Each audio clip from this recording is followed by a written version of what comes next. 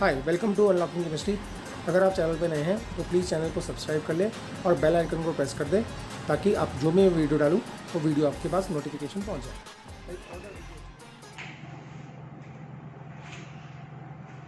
तो बच्चों आ जाए, कैसे हैं आप? पढ़ाई हो रही है? एटॉमिक स्ट्रक्चर कितने वीडियो हो गए? 2 या 3 वीडियो हो गए? 3 वीडियो हो गए ना। अभी तक हमने एटॉमिक स्ट्रक्चर में क्या पढ़ा है बच्चों? बोलो बोलो बोलो।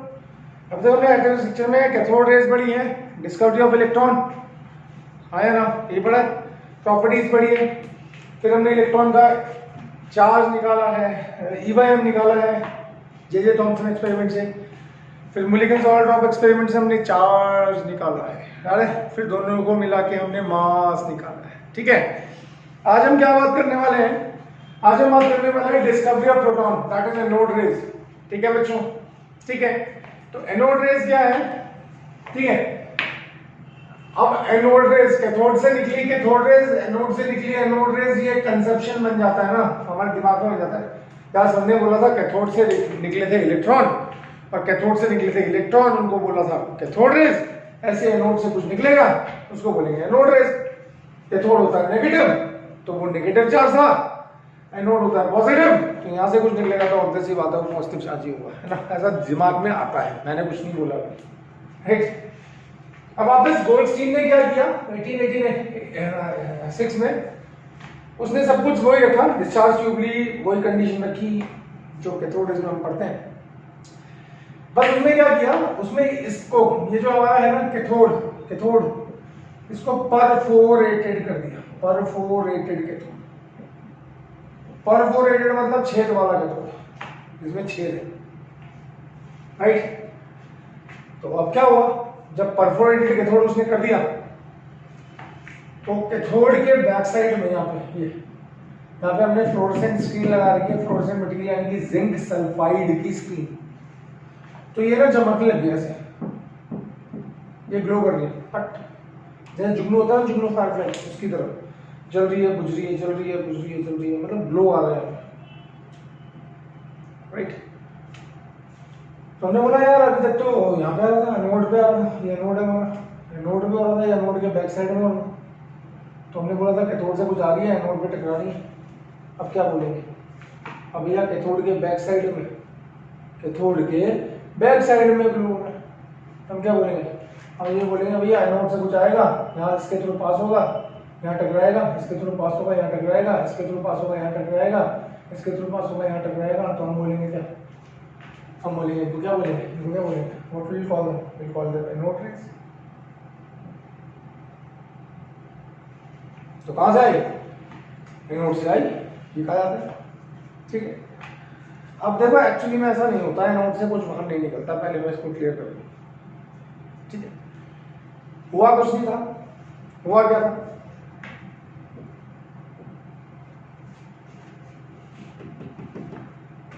कंडीशन पे व्हेन, पहला पॉइंट है, पॉइंट्स लिखेंगे, when pressure is 10⁻² -2 to 10⁻⁴ mmHg। यहाँ पे मैंने एटमॉस्फेयर रख दिया, ठीक है। End voltage is 10,000 to 20,000 volts, 10,000 volt देता हूँ, ठीक है।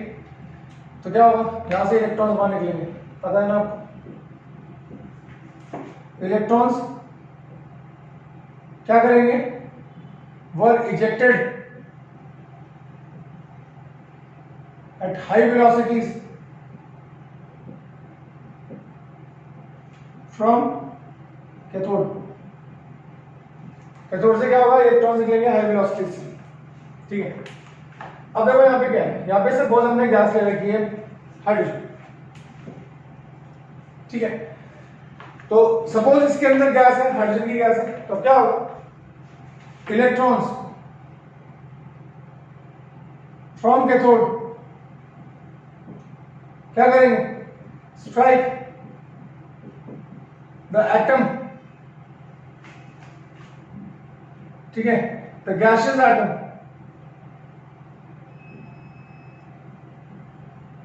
Present in the discharge tube,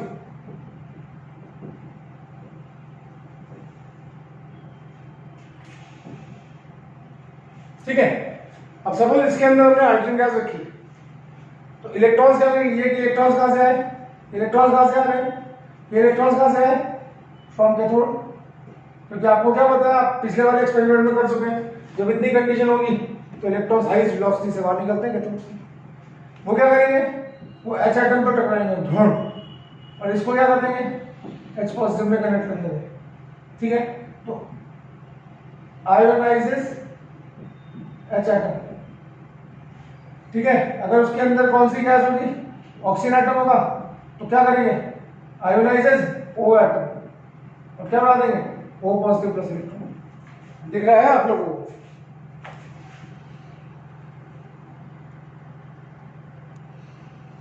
ठीक है, समझ में आया?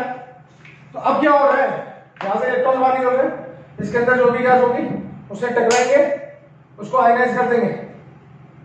ठीक है, अब ये देखो, ये जो हमारे पास H पॉजिटिव, अगर हाइड्रोजन गैस है तो H पॉजिटिव बन जाएगा, डिस्चार्ज ट्यूब के अंदर गैस अगर हाइड्रोजन होगी तो H पॉजिटिव बन जाएगा, और इसके अंदर ऑक्सीजन होगी तो O पॉजिटिव बन जाएगा। अब ये जो इलेक्ट्रॉन बाहर निकले, ये क्या है, कैथोड रेज, और ये जो पॉजिटिव चार्ज प्रोटॉन बने, ये क्या है, एनोड रेज। समझ में आ गया? तो देखो, ये जो इलेक्ट्रॉन बाहर निकले, ये कहां से निकले, फ्रॉम कैथोड, तो ये भी किसका पार्ट है, कैथोड रेज का। कैथोड से इलेक्ट्रॉन तो बाहर निकल सकते हैं, और जो इलेक्ट्रॉन बाहर निकल रहे हैं वो क्या कर रहे हैं, इसके अंदर जो भी गैस होगी, चाहे वो हाइड्रोजन हो चाहे वो ऑक्सीजन हो, उससे टकरा रहे हैं। ठीक है, टकराने के बाद क्या कर रहे हैं, उस H एटम को या उस एटम को आयोनाइज कर रहे हैं। आयोनाइज का मतलब पता है बच्चों, उससे इलेक्ट्रॉन को बाहर निकाल रहे हैं, क्योंकि वो बहुत स्पीड में, ये कहां से निकले, कैथोड से। किससे टकराए, जो भी इस डिस्चार्ज ट्यूब के अंदर गैस है। ठीक है, उसको क्या किया, आयोनाइज कर दिया। तो क्या हुआ, अब दो चीजें हो गई, एक पॉजिटिव चार्ज पार्टिकल, वो क्या बनाएंगे, वो उसको कौन खींचेगा, नेगेटिव चार्ज इलेक्ट्रोड। इनको कौन खींचेगा, इनको नेगेटिव चार्ज इलेक्ट्रोड खींचेगा। तो जब negative charge electrode H positive और O पॉजिटिव को, जो भी गैस इसके अंदर है, सपोज अगर हाइड्रोजन गैस होगी तो H पॉजिटिव पार्टिकल बनेंगे, अगर इसके अंदर O2 गैस होगी, ऑक्सीजन गैस होगी, तो O पॉजिटिव पार्टिकल बनेंगे, आयंस बनेंगे। मतलब उनको कौन खींचेगा, पॉजिटिव को कौन खींचेगा, नेगेटिव चार्ज इलेक्ट्रोड खींचेगा।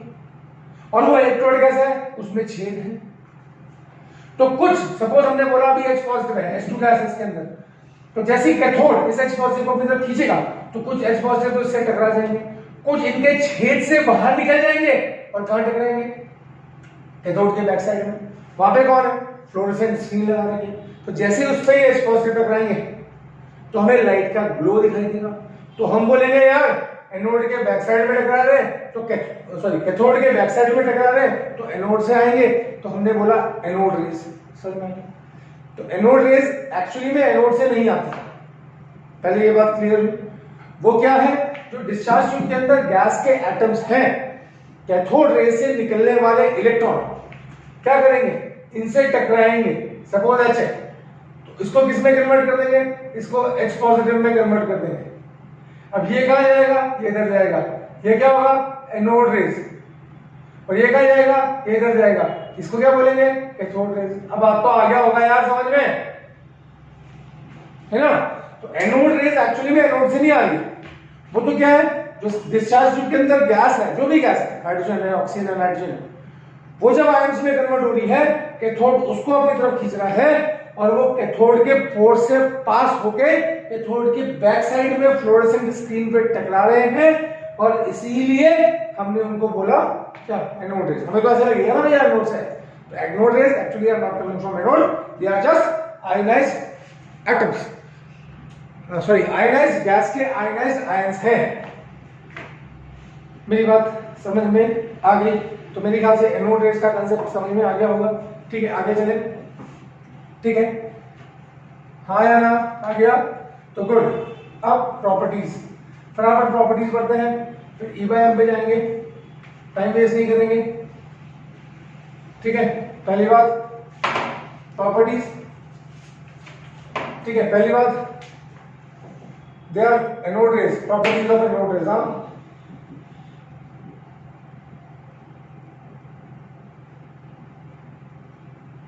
पहली बात प्रॉपर्टीज ऑफ एनोड रेज में पहली property, travel in STRAIGST, straight lines और दूसरी क्या, पॉजिटिव चार्ज। ठीक है, तो एनोड रेज किससे मिलकर बनी है, पॉजिटिव चार्ज पार्टिकल्स किससे मिलकर, ठीक है। ठीक है, और दूसरी बात और क्या, ये तो मुझे पता ही है पॉजिटिव चार्ज पार्टिकल से। दूसरी बात क्या, कॉल्ड कैनाल रेज। कौन सी rays, canal rays, since they pass through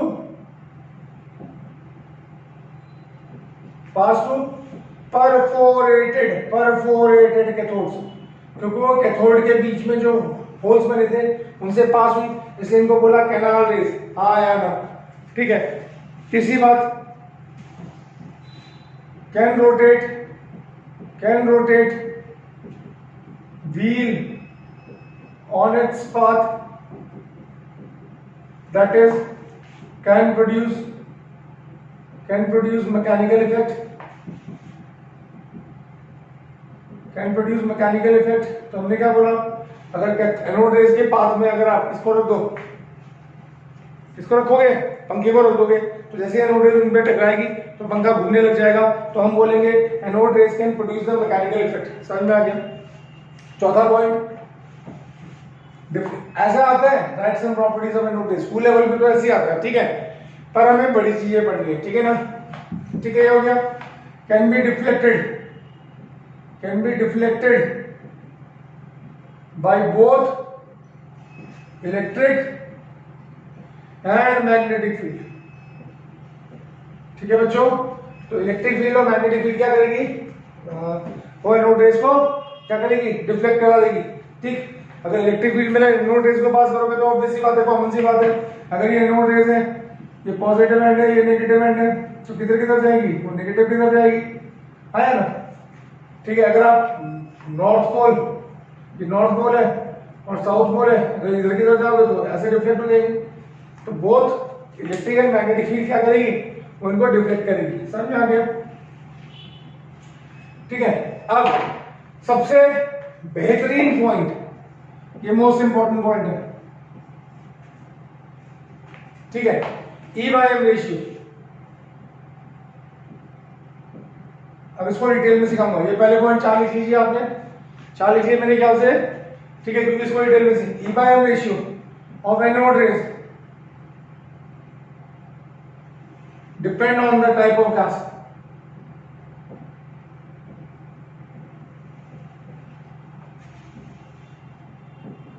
taken in the discharge tube.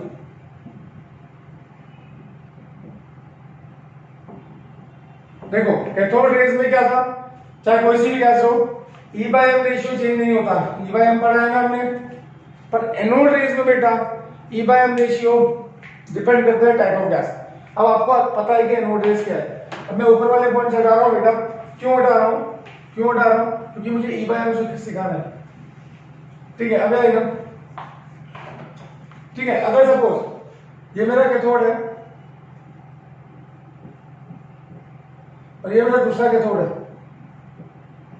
Negative cathode, ये भी पोर्स है, इसमें भी पोर्स है। अब यहाँ पे क्या है, मैंने हाइड्रोजन गैस है, तो यहाँ से इलेक्ट्रॉन्स आएंगे, इससे टकराएंगे, इसको H पॉजिटिव बनाएंगे और इलेक्ट्रॉन को बाहर निकाल देंगे, है ना।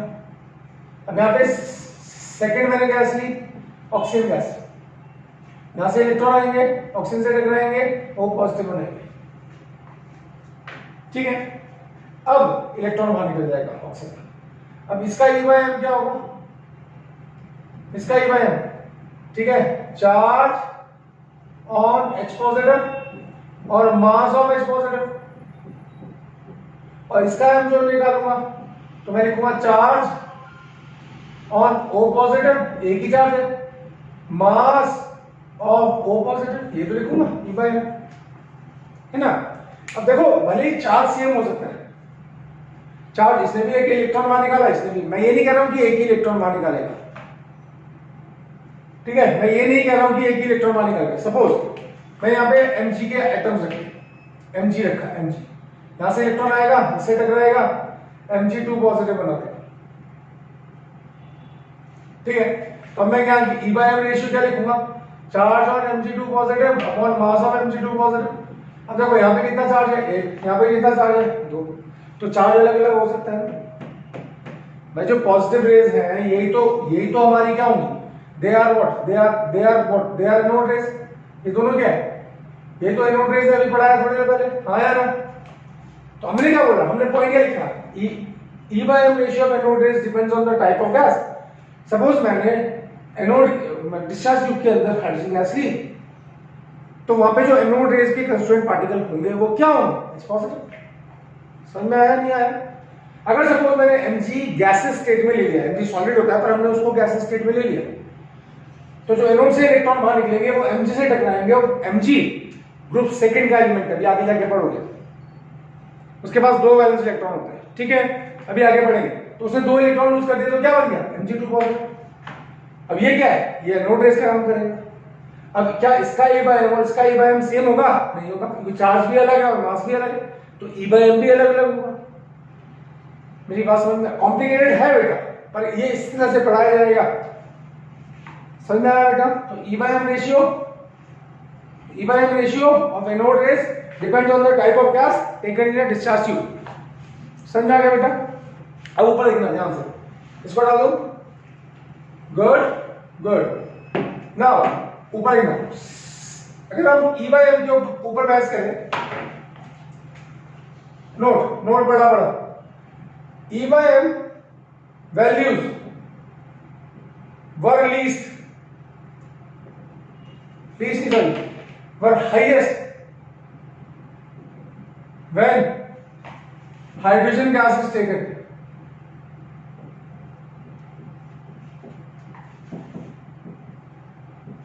in the discharge tube।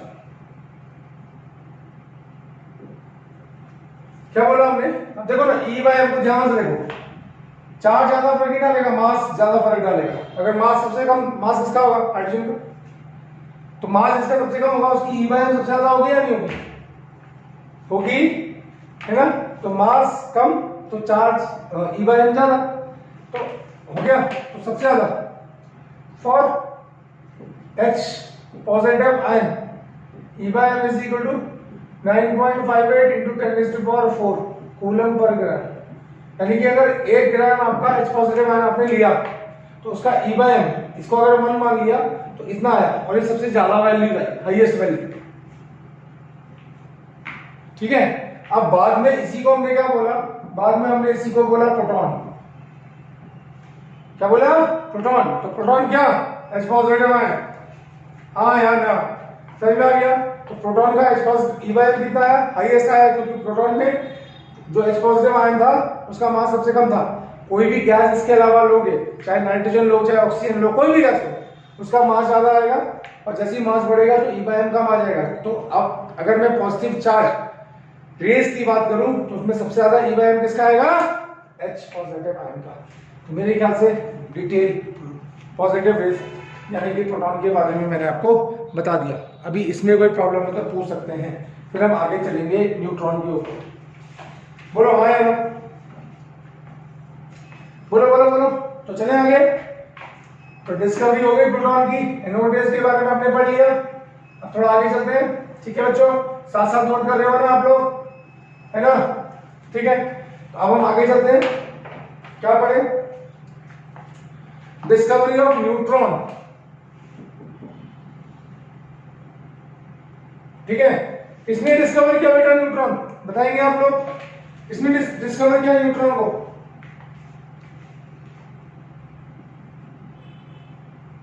बोलो, ये तो छोटी क्लास में पढ़ा होगा आपने यार, बोलो किसने किया, नहीं पढ़ा? चैडविक ने। कब किया? 1932 में, ठीक है। और किससे किया?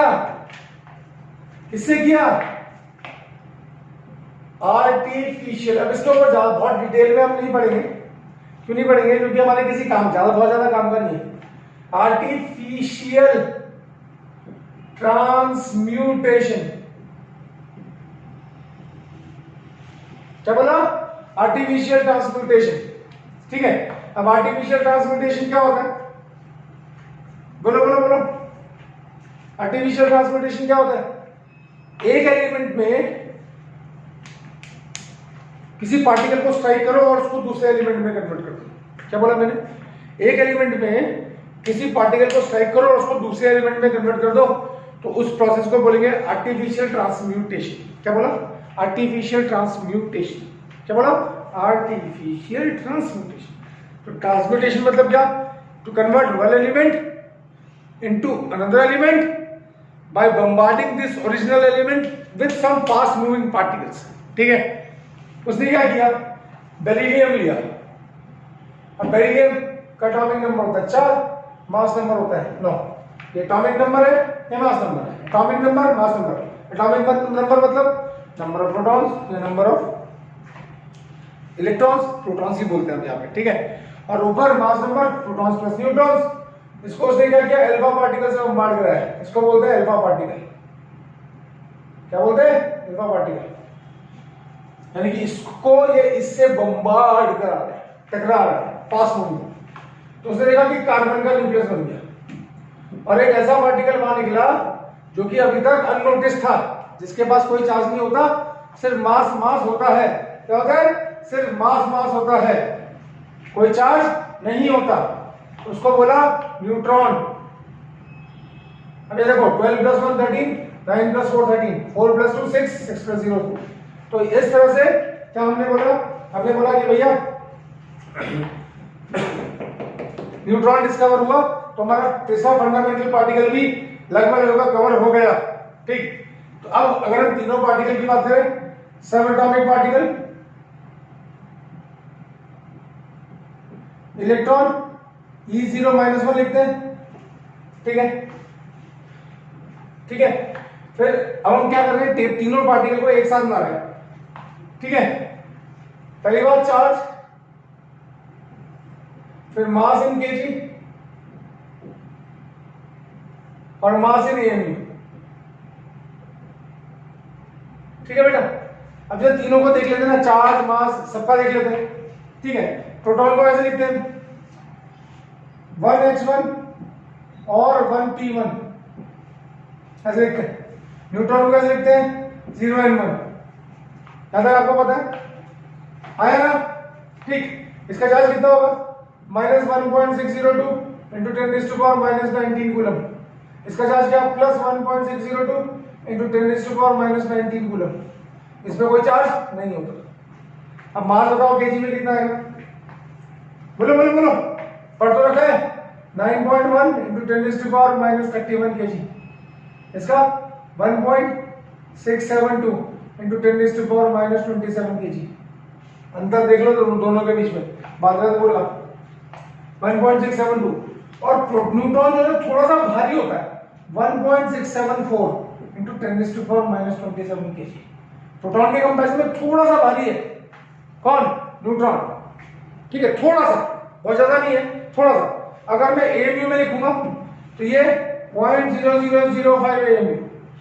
क्या बोला मैंने? 0.0005 एमयू। और ये होता है 1/1836 times the mass of proton. मतलब इलेक्ट्रॉन का मास 1836 टाइम्स एमयू या 1836 एमयू भी लिख सकते हैं। इसको इससे डिवाइड करोगे तो इतना आएगा। ठीक है, क्या आएगा? 1.007 एमयू और ये 1.008 एमयू। तो तीनों फंडामेंटल पार्टिकल आपको जो एटम के हैं, प्रोटॉन, न्यूट्रॉन और इलेक्ट्रॉन, इनके बारे में आपने बात कर ली। ठीक है, तो मेरे ख्याल से अभी तक कोई प्रॉब्लम है तो बताइए, फिर आगे चलते हैं। चले, कहां तक आ गया? अब अगर मैं बोलूं, कहां तक आ गए बच्चे? थोड़ा सा आगे और चले। गुड। ठीक है, अब अगर मैं कुछ क्वेश्चन दूं आपको तो चलेगा? Question number first, calculate the charge on 1 mole of electrons. अभी कुछ मैं कराया था, ठीक है, कुछ क्वेश्चन मैं कराया था, फिर कुछ क्वेश्चन आप घर से करके लाएंगे। ठीक है बच्चों, होमवर्क में भी तो होमवर्क जरूरी है ना, बिना होमवर्क के कैसे काम चलेगा? 1 मोल का मतलब पता है? अच्छा, पहली बात चार्ज ऑन वन इलेक्ट्रॉन कितना होता है? चार्ज ऑन वन इलेक्ट्रॉन कितना होता है? 1.602 into 10 raised to power minus 19 coulomb. ठीक है, 1 मोल इलेक्ट्रॉन्स कितने होंगे? 1 मोल इलेक्ट्रॉन्स कितने होंगे? 6.022 into 10 raised to power 23। तो therefore charge on 1 mole of electrons, charge on 1 mole of electrons कितना आएगा? इन दोनों को मल्टीप्लाई कर दो, 6.022 into 10 raised to power 23 into 1.602 into 10 raised to power minus 19। Solve करोगे तो 96500 कूलम आएगा। और 96500 कूलम को 1 फैराडे बोलते हैं। ये अब थोड़ा सा नई नई चीजें आपको ऐड करनी पड़ेगी। 1 फैराडे मतलब charge on 1 mole of electrons. क्या बोला? Charge on 1 mole of electrons कितना है? 1 फैराडे। कितना कूलम्स? कितना कूलम्स? कितना कूलम्स? 96500 कूलम्स। ठीक है बेटा, तो अभी थोड़ा सा आपको करना पड़ेगा। क्या करें? ठीक है, क्वेश्चन नंबर सेकंड तो पहला हो गया। Question number second, calculate the total number of electrons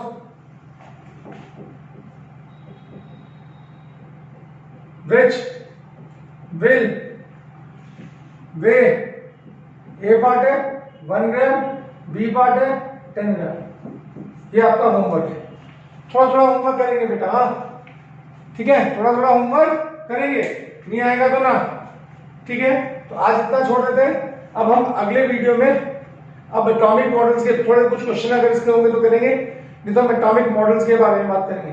तो मेरे ख्याल से आज का वीडियो आपको समझ में आया होगा।